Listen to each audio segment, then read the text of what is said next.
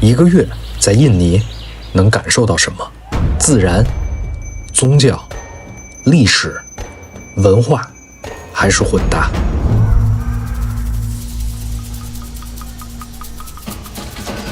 老杨从印尼前首都雅加达开始，途经万隆、日惹、泗水、马郎，直到巴厘岛。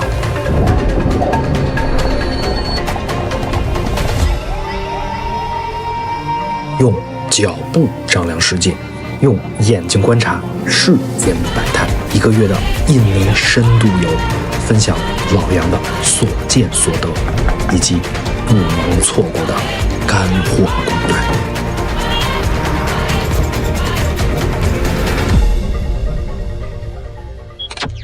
世界哪儿奇特？老杨在这儿呢。各位家人们，为期1个月的印尼之行即将结束了。最后呢，想总结几点关于印尼旅游老杨的一些个人的见解、建议。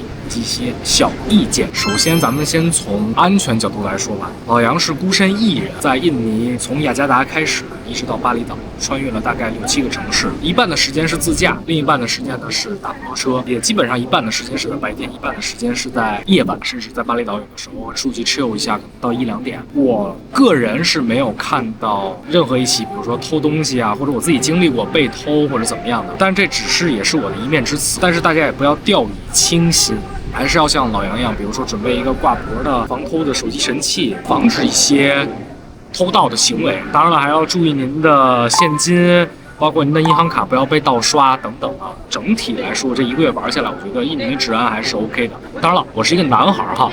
所以这个是一个小马过河的问题，大家要因人而异判断这个治安对于您来说是怎么样的。第二点的话，脏水证的问题，老杨在这边街边的摊儿也会在喝一些凉的，餐厅也会点一些他们自己的凉的水啊。个人来说我是没有问题的，不知道是不是身体好啊，但确实是没有出现什么问题。你像这边最常喝的 S 真露，到哪我基本上都点，也确实是没有像在某些地方听到大家说他必须要喝瓶装的水啊什么的。我确实没有严格按照这个去遵循，我觉得这也是个小马过河问题。如果您觉得自己肠胃好，你也可以尝试像老杨一样这么去体验。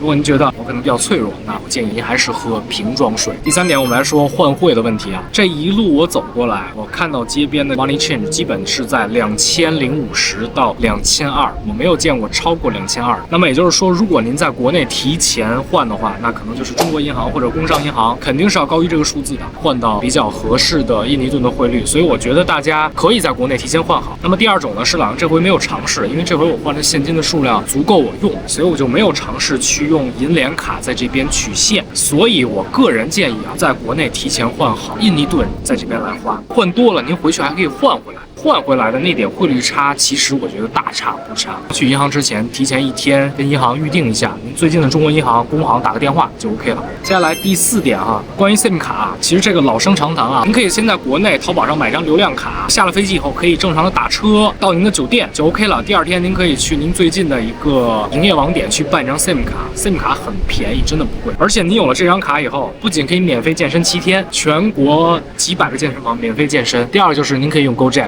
我有一个特别直观的感觉啊，这个 Grab 和 Gojek 的价格从雅加达开始一直到巴厘岛，也就是由西向东，我觉得越往东 Gojek 越便宜，越往西反而用 Grab 越合适。不知道这个跟大家一不一样啊？如果大家有跟老杨不一样的体验的话，可以在评论区告诉我，方便很多事情，包括注册一个本地的 WhatsApp， 比如说订一个冲浪啊，或者订一个 reservation，anyway， 总之会很方便。第5点吧，要带一些药品，感冒啦、发烧啦、拉肚子啦，还有一点就是来到这边水土不服会便秘啦，还有一些比如说像冲浪或者是骑摩托车可能会摔到磕到，所以大家一定要带一些药品。关于以上这几点常用的，但是到这边您要是现买的话，其实是挺麻烦的。第6点，来印尼旅游，如果像老杨似的想把印尼转一圈，多去一些地方的话，您的衣服的品种要稍微的多带一点，要有长袖、外套，还有这种防晒服，您可以买一个紧身的衣服，要有长裤，要有短裤。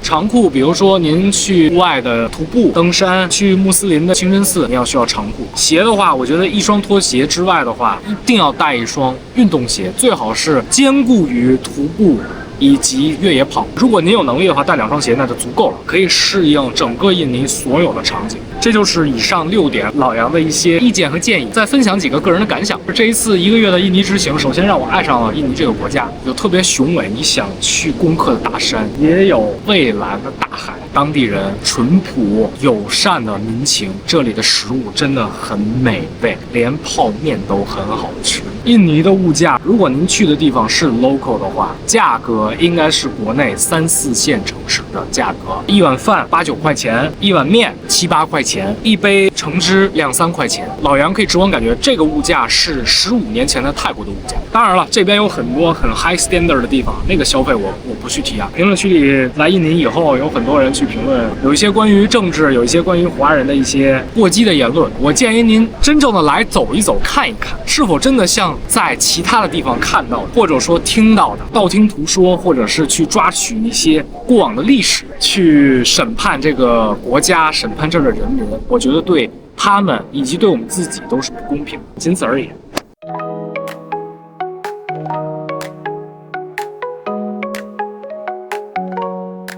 北京的街小巷，繁华的夜晚，曼谷的夜是热闹的世界。背上行囊出发，未知的方向，相机记录下每一颗兴奋。世界那么奇特，老杨在这呢。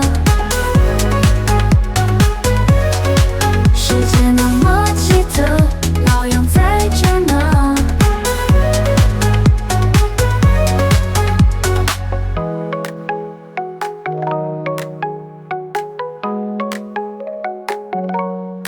风景在眼前，文化的碰撞，陌生的微笑温暖了心房。勇敢追逐梦想，环游全世界，探索每个角落，未来就在脚下。世界那么奇特，老杨在这呢。世界那么奇特，老杨在这呢。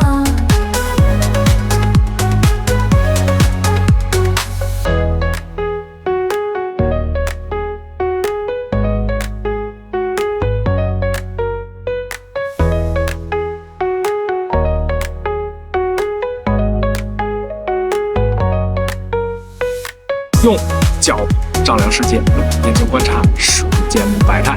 还是那句老话，世界奇特在这儿呢。那我们下一季旅程再见了，家人们 ，peace。